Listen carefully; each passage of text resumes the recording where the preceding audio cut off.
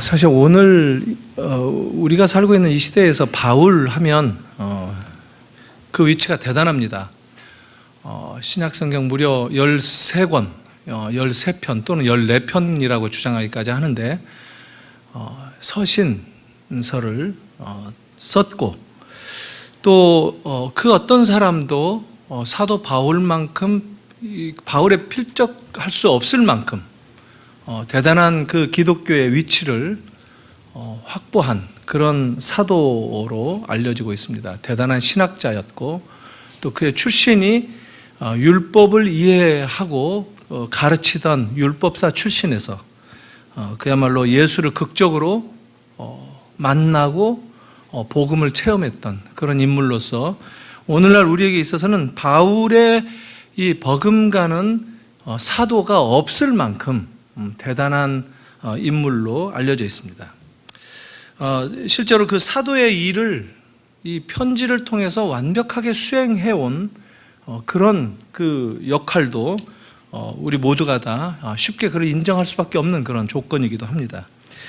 하지만 우리가 좀 더 이 시대적인 관점을 유지하면서 2000년 전으로 거슬러 올라가 본다면 그 시대에는 바울이 사도라고 했을 때 오히려 믿는 사람들이 더 적었었다 하는 것을 우리가 알 필요가 있습니다. 많은 사람들이 바울을 두려워했습니다. 무서워했습니다.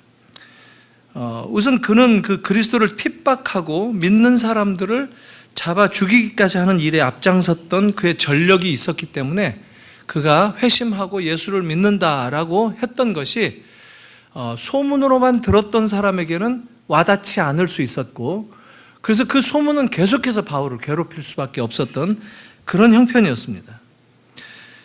다메섹 이 작전이라고 할 수 있죠. 다메섹이라고 하는 도시에 가서 시리아에 있는 도시인데 거기에 가서 예수 믿고 도피한 그 잔당들을 색출하기 위해서 가던 길에 하루아침에 사도가 되었습니다.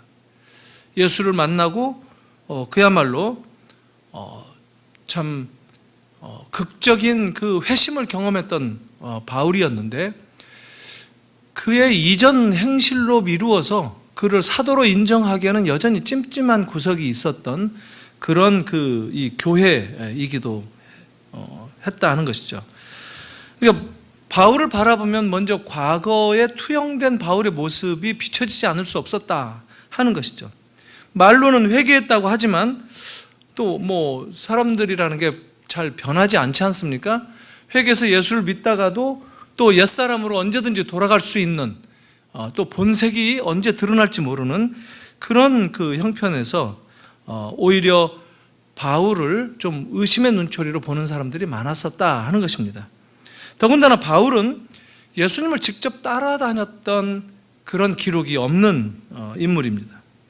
예수님이 사도다라고 하면 누가 뭐래도 예수님을 직접 공생의 기간 동안 수행했던 전력을 가져야 됩니다. 그리고 십자가 사건의 목격자, 증인이어야 됐고 무엇보다도 부활의 목격자여야 됐습니다. 근데 바울은 그런 것과 어느 정도 거리가 먼 사람이고 자칭 부활하신 그리스도를 만났다라고 하지만 예수님 그 부활하시고 승천하신 한참 후에 초대 교회를 핍박하던 그 시기 무렵에 다메섹으로 가던 길에 만났었다 하는 겁니다. 그래서 사람들은 예수님의 제자 그러면 베드로나 요한이나 야고보 이런 등등의 사람들을 우선 취급을 했었지 바울은 바울의 전력과 또 복음 사역 시기의 예수님과 관계가 전혀 없었다 하는 점에 있어서 어디를 봐서도 사도라고 인정할 만한 근거가 없었다 이렇게 생각할 수 있었습니다. 그리고 바울은 우리가 아는 대로 여러 지역을 다니면서 복음을 전파한 그런 사람인데 어디를 가도 사도들이라든가 혹은 어떤 신실한 그리스도인들의 추천서를 지닌 채 복음 사역을 한 적도 없습니다. 그런 바울이기 때문에 그가 전하는 복음은 항상 좀 더 과격해 보이기 일쑤였는데 복음이 어떤 거였죠? 율법에 아주 저항하는 복음을 전한 은혜의 복음을 전하는 것이었기 때문에 행위로 말미암는 그 어떤 근거도 바울은 공격을 했기 때문에, 그리고 그는 그의 뼈저린 자기 과거로부터 그런 은혜의 복음을 수립할 수 있었는데, 체계적으로 그런 가르침을 극단적인 형태로 보고 그가 반율법주의자다 이렇게 몰아가기 쉬웠습니다. 그래서 복음을 의심하기 일쑤였고, 교회마다 이렇게 틈만 비춰지면 바로 사도직의 근거가 뭐냐라고 묻고, 심지어 이 고린도 교회 같은 바울이 개척한 교회임에도 불구하고 사도가 아닌 게 아니냐라고 이 공격을 하기까지 하는 그런 상황에 있었다라는 겁니다. 오늘날로 말하면 목사 안수증도 없었다라는 것이죠. 저도 개인적으로는 지난 한 20여 년 넘게, 목사 안수 받은 지가 한 25년 되는데 20년 넘게 그 외국에 떠나면서 유학 처리가 돼서 이 노회에서 관리가 되는데, 모든 목사들은 제가 안수 받았던 노회에서는 이제 유학생으로 관리하다가 이 노회 어르신들이 바뀌고 뭐 이렇게 저렇게 하다가 보니까 본인은 또 노회에 나타나지도 않고 하니까 재적 처리가 됐던 적이 있었습니다. 그래서 그걸 복적을 했어요. 물론 그 근거를 찾아서. 그래서 이 한서노회, 지금은 어엿하게 여러분들 우리 이 새물결교회 청빙 받으면서 그 서류상으로 뿐만 아니라 제 과거의 역사를 다시 덮어가지고 깔끔하게 처리가 되었는데, 이런 그 목사 안수 받은 흔적도 없다 하는 거예요, 바울은. 그러니까 이게 뭔가 하다못해서 예루살렘 교회의 지도자들인 베드로를 위시로 한 그 지도자들, 그 사도들로부터 뭔가 손편지라도 추천서라도 이렇게 받아서 다녀야 되는데 그게 없었다 하는 겁니다. 그럼에도 불구하고 정작 재미있는 것은 바울은 어디 가나 자칭, 자기 본인은 자기를 의심하는 모든 사람들에 대해서 너무 태연하게 방어하기보다는 자기가 너무나도 당연한 사도인 것을 전제로 내가 사도다, 사도 바울은, 이러면서 편지를 쓰고 다녔다는 거예요. 그러니까 많은 사람들이 저 사도가 맞아? 이러고 있는데 자기는 자칭 사도다, 이러니까 굉장히 아주 아이러니한 그런 상황에 있었습니다. 아마 바울은 의도적으로 더 그것을 주장을 했던 것 같습니다. 오늘 본문에서도 내가 왜 사람들의 추천서를 받아야 하느냐라고 반문을 합니다. 그럴 필요가 없다는 것이죠. 그러니까 그러면서 제시한 근거가 뭐냐면, 고린도 교회 성도들, 바로 당신들이 내 추천서다라고 얘기를 하는 겁니다. 참 아주 역설적이고 바울식의 독특한 이 영적인 이 세계에 대한 이해가 있을 때만 이해가 가능한데, 오늘 우리들도 사실은 이런 부분들에 대해서 얼마나 자주 속아 넘어가는지 모릅니다. 학력의 우상이라든가 족보의 우상이라든가 이런 것들이 아직도 지배하고 있어요. 베이컨이 말한 네 가지 우상이 있죠. 동굴의 우상, 시장의 우상, 극장의 우상, 뭐 이런 것들이요. 또 하나는 생각이 안 납니다. 이런 우상들이라는 거예요. 사람들이 모여들고 사람들이 말하는 것들, 통념에 의해서, 상식에 의해서 형성되어진 그런 것들에 우리 모두는 다 약하다는 거예요. 그럼 그래야 되는 것처럼 생각하고 다 열심히 그게 우르르 몰려다니지 않습니까? 근데 바울은 지금 그런 그 사회적인 분위기, 거기에 대해서 지금 정면으로 도전하고 있습니다. 바로 여러분들이 내가 사도인 것을 말해준다는 거예요. 무슨 근거로 그러느냐면, 내가 사도인 것은 이방인들에게 복음을 전하도록 부름받은 사도인데, 그래서 이방인들에게 복음을 전해서 이방인들 가운데 회심을 경험하고 그리스도인이 된 바로 당신들이 있다면, 당신들이 정말 그리스도인이라면, 나 때문에 예수를 믿게 되었는데 여러분들이 그리스도인이라면 곧 나의 추천사가 된다라고 역추적해서 얘기를 하는 거예요. 이게 지금 굉장히 거절할 수도 없는 거예요. 거부할 수도 없는 거예요. 그럼 그리스도인이 아닌 거가 되니까. 그렇죠? 이게 바울의 이 논법이었어요. 예수님도 종종 그런 논법을 쓰지 않습니까? 가이사의 것은 가이사에게, 하나님의 것은 하나님에게 드리라.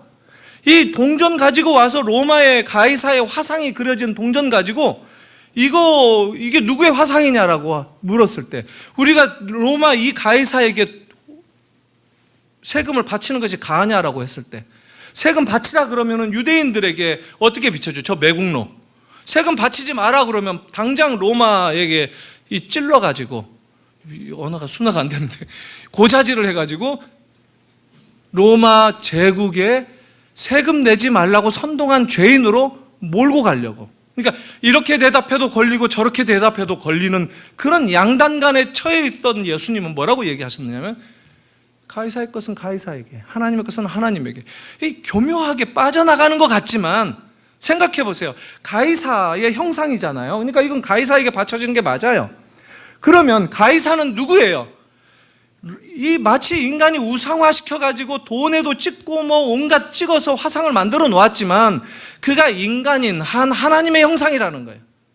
가이사도 하나님의 형상이에요. 그러니까 가이사는 하나님에게 마땅히 드려져야 될 형상인 것이죠.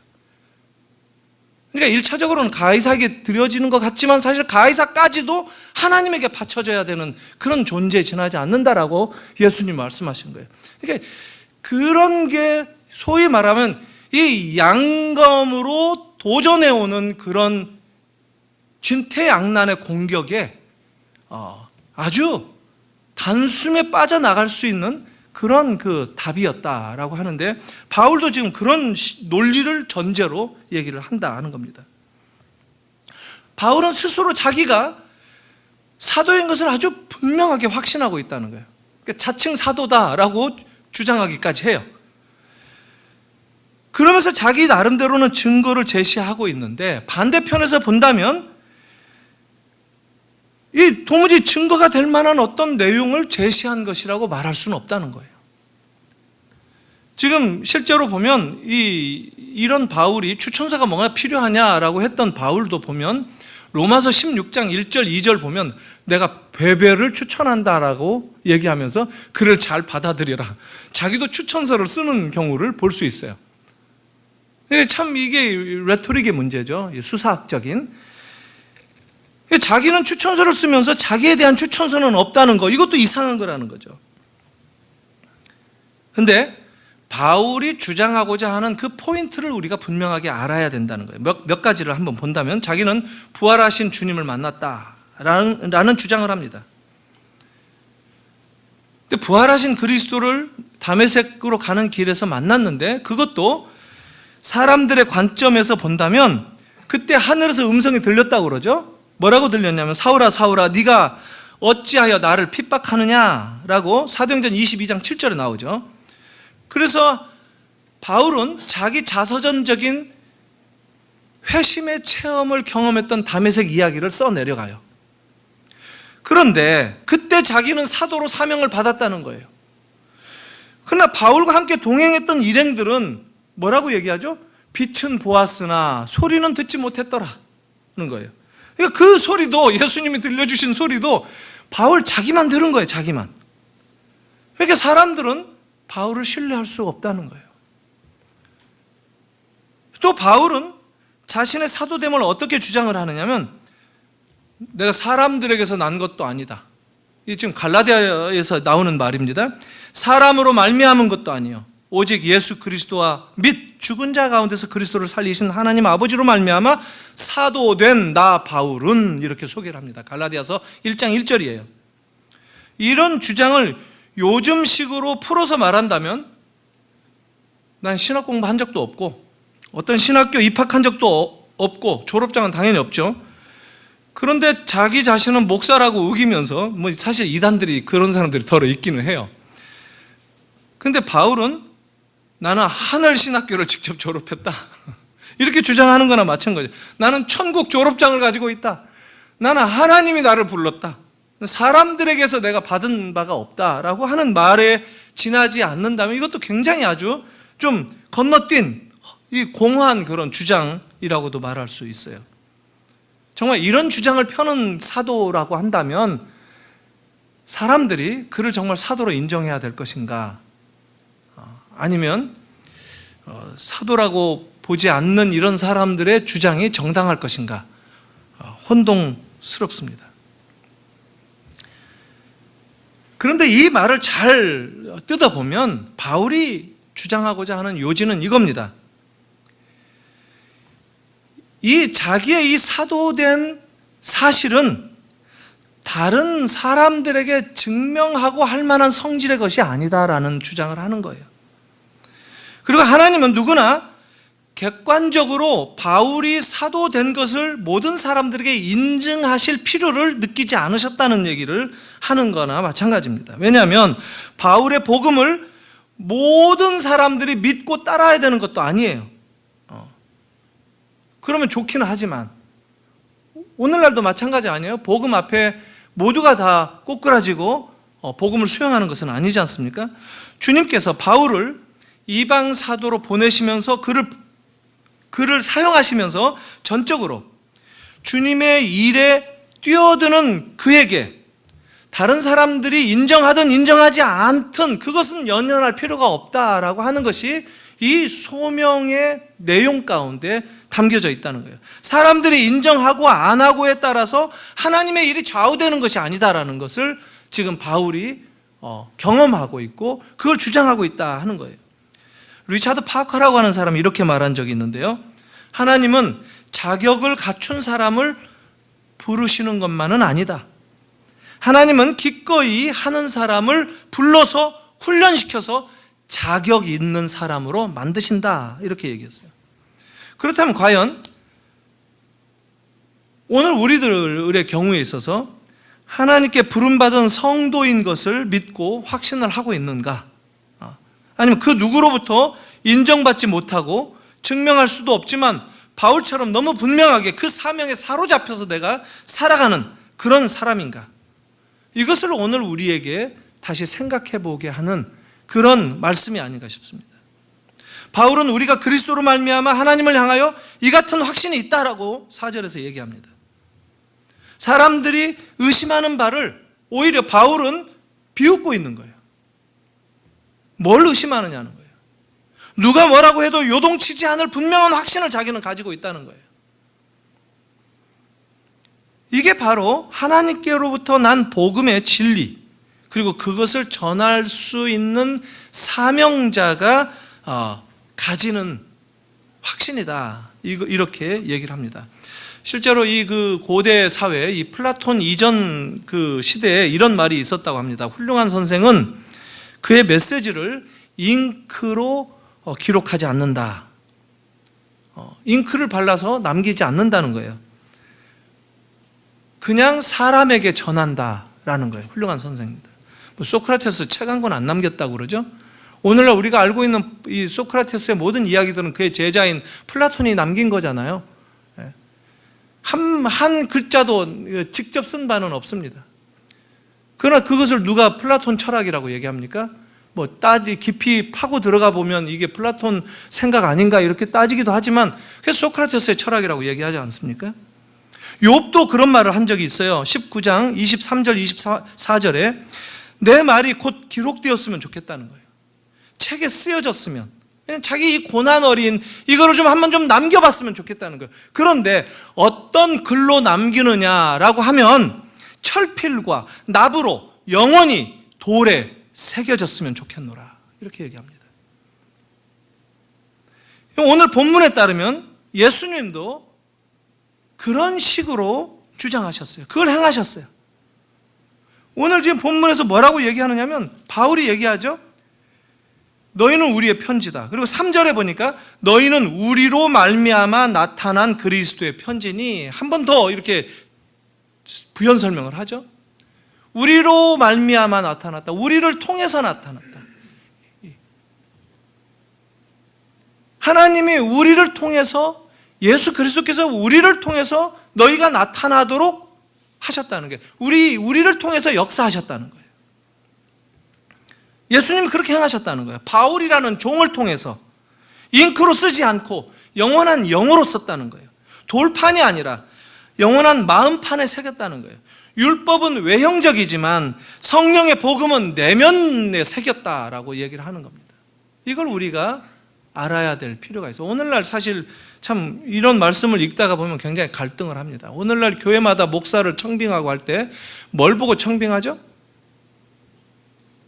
프로필 본다든가 뭐 이게 이력서, 뭐 양력 이거 보고 뭐 그거 보고 우리는 다 판단을 해요. 그러니까 우리는 고린도 교회, 고린도 성도들의 수준을 조금 더 넘어서지 못한다는 거예요. 영적인 안목을, 여러분 저 말고 제가 이제 저 이후에 또 다른 목사가 청빙된다고 할 때 여러분들에게 만약에 이 고린도서에 대한 감각이 살아 있으셔야 되는데, 그런 기준을 가지고 있다면 그런 프로필이나 이력서를 따로, 그것과는 별개로 이런 어떤 영적인 기준은 무엇이어야 되는가 하는 것들을 고민하고 청빙위원회에서 그런 나눔들을 해야 된다는 거예요. 한국교회는 그런 부분에 있어서 많이 실패한 것 같아 보여요. 안타깝죠. 외형적인 것이 아니라 내면의 기준이 훨씬 중요하다는 거예요. 물론 그게 훨씬 어렵죠. 눈에 안 보이니까. 그래서 기도하는 것입니다. 기독교의 모든 일들은 그래서 기도하라고 하는 겁니다. 시작할 때부터 끝날 때까지 하나님의 뜻이 중요하다는 것을 우리가 인정하는 것이 기도예요. 기도가 우리가 계획하고 우리가 바라보는 대로 하나님이 도와주세요가 그게 기도가 아니에요. 기도는 우리가 하나님의 뜻을 쫓아가겠습니다. 하나님, 당신의 계획과 당신의 뜻을 우리에게 가르쳐 주십시오 하고 잠잠히 기다리고 그 하나님의 음성을 듣는 것, 이게 기도예요. 근데 어느 때 우리 한국교회에서는 기도하면은 자기가 혼자 씨부리고 자기가 그냥 계획해서 듣는 것을 기도라고 얘기해요. 그렇게 많이 외치고 많이 막 주님께 매달리는 그것을 무릎을 낙타 무릎이니 뭐니 이렇게 얘기를 하는 거예요. 아니에요. 기도는 하나님의 뜻을 구하는 것 아닙니까? 우리가 모르니까, 우리는 껍데기만 보니까, 우리는 율법의 겉으로 드러난 어떤 그런 것들만을 의지하고 거기에 약하니까, 우리가 그런 그 약한 우리의 존재를 주님께서 걸러주십시오.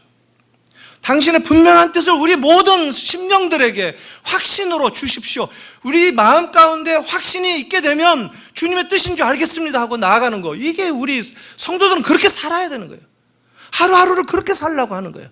교회가 그런 일을 가지고, 그런 기준을 가지고 기도하라는 거예요. 바울이 지금 그런 이야기를 우리에게 전달해 줍니다. 보통 목사를 어떻게 신뢰할 수 있겠습니까? 바울에 의하면 추천장은 아니다라고 하는 겁니다. 2절에서 오히려 마음에 쓴 편지가 중요하다라고 얘기하고 있죠. 그건 누구냐면 고린도 교회 성도들입니다. 3절에서는 하나님이 우리를 사용하셔서 마음에 새긴다라고 얘기합니다. 먹물이 아니라 하나님의 영이, 돌판이 아니라 육의 마음에 새긴다라고 합니다. 자격 조건이나 인증은 오직 하나님께로부터 온다라는 겁니다. 2절 보니까 너희는 우리의 편지라 우리 마음에 썼고 뭇사람이 알고 읽는 바라. 여기서 뭇사람 하면은 all men, all people, 모든 사람을 뜻합니다. 모든 사람, 뭇사람. 열려 있다는 거예요. 모든 사람들이 보고 모든 사람들이 생각하고 판단할 수 있도록 열려 있는 편지다라는 거예요. 이 고린도 교회 성도들이 편지인데 모든 사람들에게 열려 있다라는 거예요. 이렇게 기독교는 열려 있는, 복음은 이렇게 열려 있는 그 특성을 가지고 있다라는 겁니다. 모든 사람들에게 열려 있다라는 거예요. 이걸 조금 다른 말로 표현해 볼까요? 우리 기독교는 이렇게 평신도들에게, 모든 사람들에게 열려 있어서 함께 아는 것이 중요하다는 거예요. 여기서도 우리 한국 교회는 조금 약하죠. 약점이 있죠. 한국 교회는 굉장히 이 제사장 이런 것들을 좋아해요. 목사 이런 거 굉장히, 목사가 얘기하면 그냥 그대로 가야 된다라고 생각을 해요. 근데 성경은, 교회는, 그리고 기준은 모든 사람들에게 열려 있다라는 강조를 합니다. 평신도가 주체라는 거예요. 사실 이 평신도라는 말도 중세적인 산물입니다. 레이맨, 레이퍼슨. 이 레이라는 말이 누워있다는 거예요. 가만히 누워있다, 아무것도 안 한다는 거예요. 그러니까 수동적인 대상들이라는 거예요. 이게 중세시대에 만든 거예요. 제사장들, 프리스트, 이 사제들이 다 알아서 한다는 거예요. 사제라는 말도 뒤집으면 제사 아닙니까? 제사를 드리는 해서 사제인 거예요. 이건 뭐냐면 이원론적인 구조 속에서 나온 거예요. 우리식대로 말하면, 오늘날대로 말하면, 이 프로테스탄트의 정신에 의거해서 표현한다면 우리는 그렇게 구분되지 않고 우리 모두가 다 왕 같은 제사장이라는 거예요. 다 동등하다는 거예요. 이렇게 계급으로 나눠지지 않는다는 거예요. 다 똑같다는 얘기예요. 평신도뿐만 아니라 우리 모든 사람이, 저도 평신도라는 거예요. 엄격하게 얘기하면 프로테스탄트에 그 의해서 하다 보면 직분이 목사일지라도 저도 그리스도인이라는 거예요. 저도 한 사람의 그리스도인, 믿는 사람이라는 거예요. 제가 믿음을 어떻게 조종하고 믿음을 만들어내고 하는 그런 인물이 아니고, 어떤 특별한 직책에 의해서 믿음으로 뭔가를 이렇게 바꿀 수 있는 그런 역할이 아니라 저도 동일하게 믿는 사람이라는 거예요. 우리 같은 다 믿는 사람들이라는 거예요. 좀 더 모범을 보여야 되겠고, 믿는 것에 대해서 좀 이렇게 가르침을 나누고 하는 것들은 있지만 이게 계급으로 나눠질 수 없는 그런 것이라는 거예요. 그래서 지금 바울이 얘기한 대로 그리스도의 편지다라는 것은, 성도들은 그리스도가 세상의 무사람들에게 보내는 편지라는 거예요. 여러분들의 삶이 편지라는 거예요. 여러분들은 지금 하루하루 살아가는데 여러분들이 편지를 쓴다는 거예요.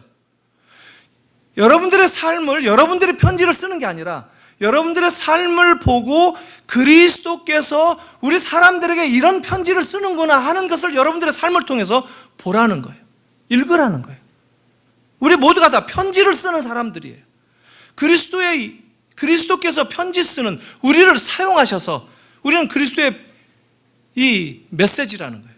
우리가 엄청난 사명 아닙니까? 바울은 자기만 사도라고 주장하는 것 같지만 따지고 보면 지금 고린도 교회 성도들에게조차도 여러분들이 그리스도의 편지다, 여러분들이 허투루 살면 안 된다는 거예요. 여러분들이 어떻게 살아가느냐에 따라서 그리스도가 이 세상을 향해서 보내는 메시지를 여러분들이 드러내고 증거한다라는 거예요. 놀랍죠? 여러분들이 하루하루 나는 그리스도의 편지다라고 생각하면서 결정하고, 사람들을 만나면서, 사람들을 감동시키면서 그리스도께서 세상을 향해 보내는 그 메시지를 내가 전한다라는 의식을 가지고 산다면 우리들의 삶은 훨씬 달라질 것이다 라는 겁니다. 바울은 그런 지금 메시지를 하는 거예요. 우리가 곧 기독교라고 하는 복음을 붙들고 세상 가운데 복음을 소개하고 전파하는 그 기독교의 뭐라고 그럴까요? 광고판들이에요. 전광판들이에요. 우리의 삶은 그렇게 선전하는 광고판이어야 된다는 거예요. 지금 고린도 교회 성도들이 그런 모습에서 거리가 멀죠. 거리가 먼데 지금 바울은 그들에게 놀랍게 그들이 맡은 이 임무가 아주 중차대한 것을 일깨워 줌으로써 그들이 이 세상에서나 통용되고 중요하게 여기는, 이 세상에서 키재기하고 하는, 어디 출신이야? 추천장은 누구한테 받았어? 누구한테 받았다고 해도 그게 결국 사람이지 않겠어요? 그게 그런 관점에서 살지 말고 하늘의 관점에서 살아라. 그리스도의 편지다. 오직 하나님께로부터 우리가 나지 않았는가? 하나님께로부터 만족을 얻은 사람들이다라는 것을 일깨워주고 있습니다. 바울이 얼마나 참 위대한 사람입니까?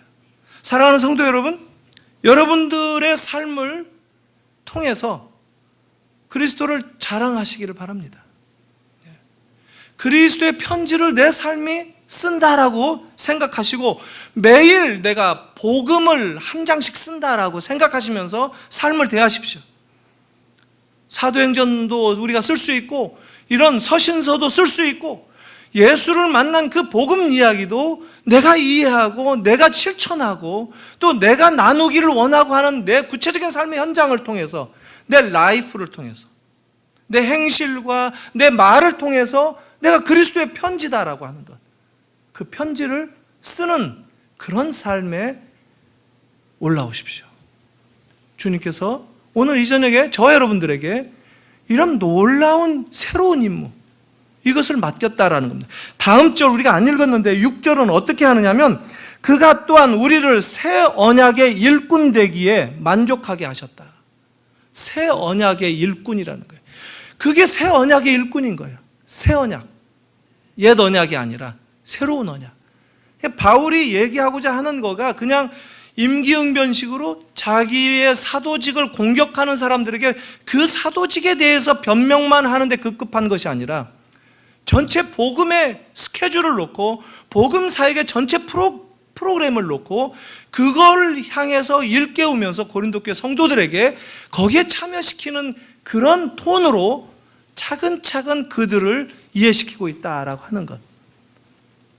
이 바울의 음성을 이 저녁에 저희들이 들을 수 있어야 되겠습니다. 그리고 이런 부르심 앞에 지금 바울이 얘기하는 대로 새 언약의 일꾼 되기에 만족하게 하셨다.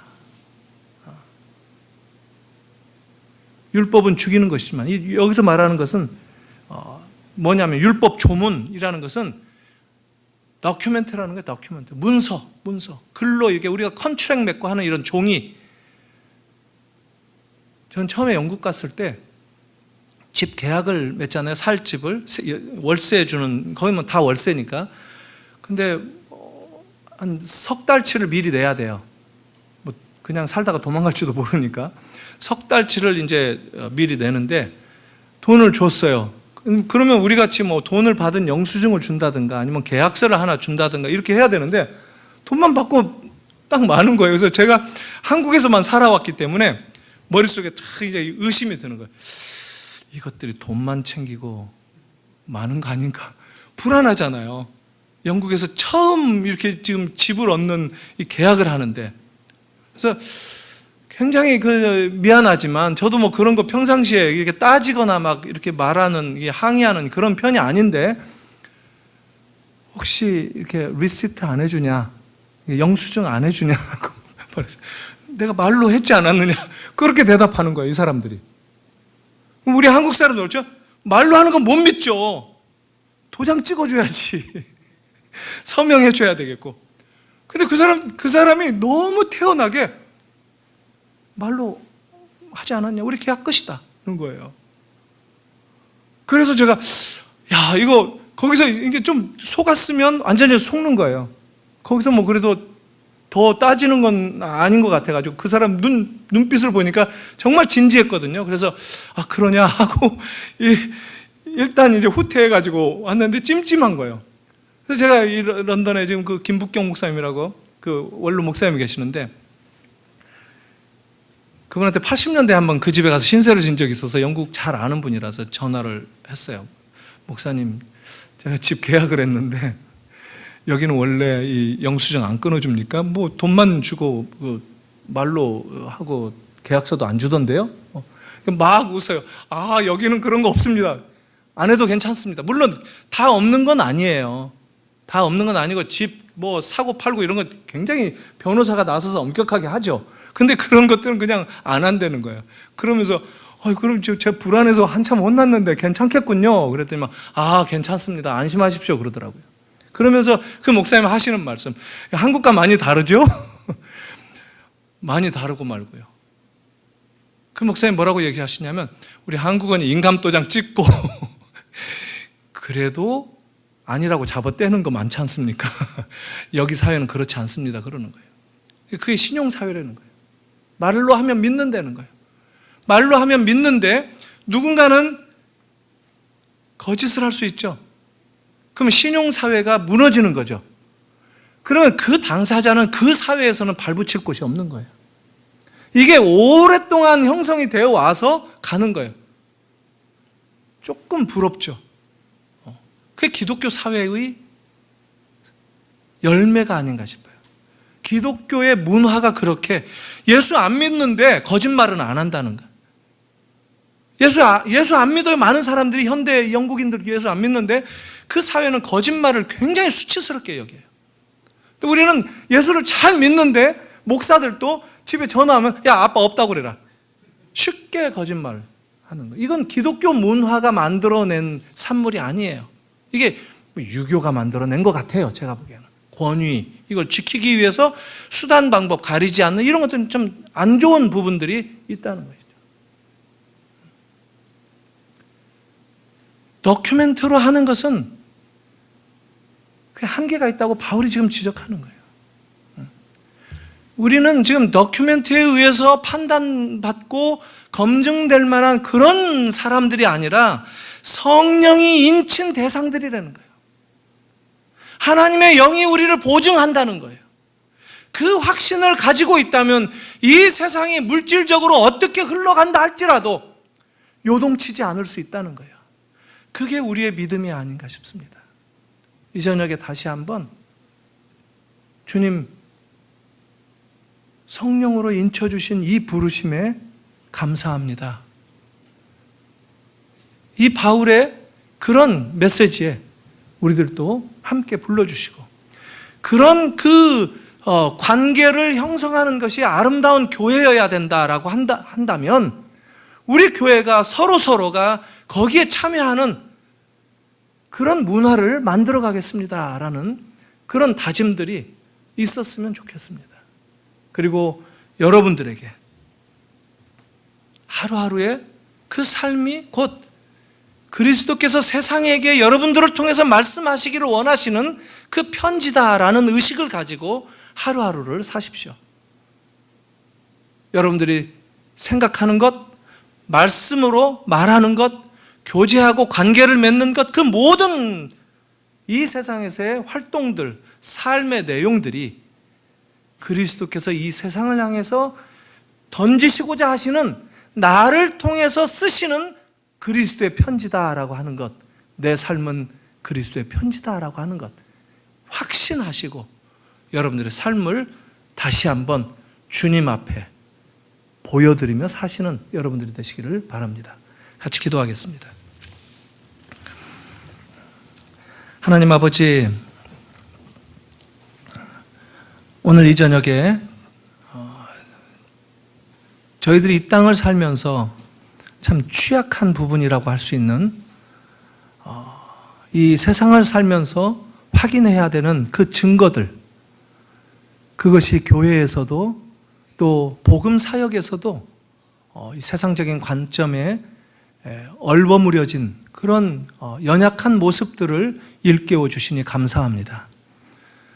주님, 그 누구에게도 참 추천장 하나 없이 외로운 길을 걸어갔을 바울이었을 텐데, 그러나 주님의 그를 인도하시는 성령의 강렬한 그 도우심으로 그가 꿋꿋하게 사도의 직분을 감당할 뿐만 아니라 참 인간적인 변명이 아니라 담대하고 당당하게 그리스도의 편지를 내가 썼노라고 참 자랑하는 이 바울의 면모를 오늘 우리 교회가 담기를 원하오니 주님, 우리들의 삶을 지켜주시고 우리 교회에서 만나고 또 만들어가는 모든 관계 속에서 이 아름다운 그리스도의 메시지를 만들어낼 수 있도록 은혜를 더하여 주시옵소서.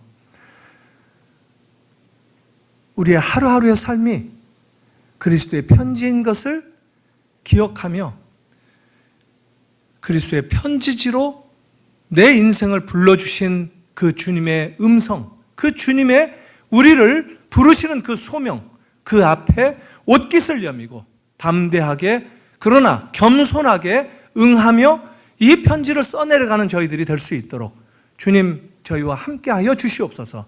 우리 교회의 모든 성도들이 이 자리에 서게 하시고 이 편지를 통해서 세상을 향한 복음의 강력한 메시지를 띄우는 그러한 인생을 사는 그리스도인들로서 주님 세워주시고 인도하여 주시옵소서. 우리 가정들도 이 복음의 이야기를 글로 쓸 수 있도록 삶을 지켜주시고 인도하여 주시며 이 편지를 쓸 때마다 주님이 함께 하시는 것을 경험하는 은혜 위에 은혜를 고백할 수 있도록 인도하여 주시옵소서.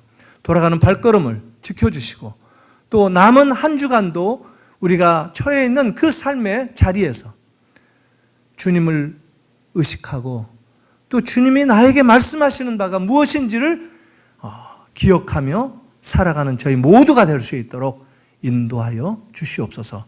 감사드리오며 예수님의 이름으로 기도하옵나이다. 아멘.